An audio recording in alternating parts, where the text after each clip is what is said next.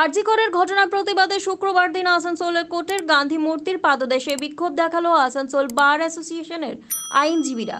বিক্ষোভ শুরু হয় দুপুর 12টার থেকে। এই বিক্ষোভ প্রদর্শন চলে প্রায় 1 ঘন্টা। দোষীদের শাস্তি ও বিচারের দাবি জানানো হয়। এই বিক্ষোভে মহিলা আইনজীবীরাও শামিল হন।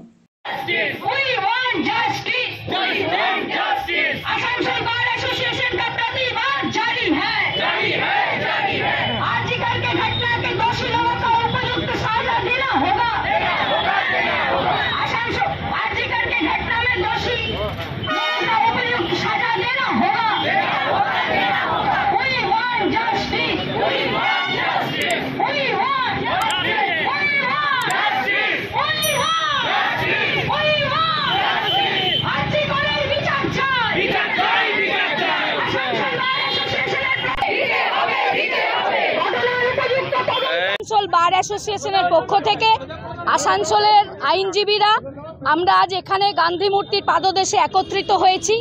আপনারা জানেন আরজি করের যে মহিলা ডাক্তার তার যে নির্মমভাবে ধর্ষণ এবং তাকে খুন করা হয়েছে, সেই ঘটনার আমরা আজ এখানে তীব্র প্রতিবাদ জানাচ্ছি। আজকে স্বাধীনতার এতদিন পরেও যেখানে এইভাবে সমাজে দিনের পর দিন ধর্ষণ খুন হয়ে যাচ্ছে, সেটা অত্যন্ত লজ্জাজনক ব্যাপার।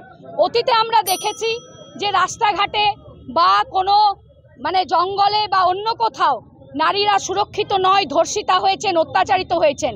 কিন্তু একটা সরকারি হসপিটাল, যেখানে একটা সরকারি প্রতিষ্ঠানে একজন ডাক্তার, যাদেরকে সমাজের এলিট সেকশন বলা হয়, আমরা জানি যে একজন ডাক্তার তার একটা নির্দিষ্ট শিক্ষাগত মান থাকে, সেখান থেকে সে একজন ডাক্তার বা একটা ইঞ্জিনিয়ার বা একজন অ্যাডভোকেট এই জায়গায় পৌঁছান। এদেরকে সমাজের এলিট সেকশন বলা হয়। সেরকম একটা সেকশন বিলং করে একজন মহিলা, সেই মহিলা ডাক্তারকে তার চাকরির জায়গায় যেভাবে নির্মমভাবে হত্যা এবং খুন হতে হয়েছে, এ লজ্জা ঢাকার নেই। এ লজ্জা আমাদের সবার লজ্জা। আজকে আমরা কোথায় সুরক্ষিত নারীরা? আমরা আজকে এই প্রশ্ন তুলতে বাধ্য হচ্ছি যে আমরা তো আমাদের কাজের জায়গাতেও তাহলে সুরক্ষিত নই। আজকে তো সারা ভারতবর্ষ জানছে এই যে আরজি করে যে ঘটনাটা ঘটেছে, সেটা নিয়ে আমাদের আসানসোল বার অ্যাসোসিয়েশনের পক্ষ থেকে আমরা এখানে প্রতিবাদ জানালাম। দোষীকে তাড়াতাড়ি অ্যারেস্ট করে যা সাজা হয় তাকে ওটা দিতে হবে। এবার এই যে এভিডেন্সগুলো আছে সেটা সিবিআই হাতে চলে গেছে। এখন ওই সিবিআইকে যত তাড়াতাড়ি ওই সেন্ট্রাল ফোর্স নিয়ে ওটাকে তদন্ত করে, এটা সিবিআই কাজ হচ্ছে যে তদন্তটাকে ভালো করে তাড়াতাড়ি এটা রেজাল্ট বার করার জন্য।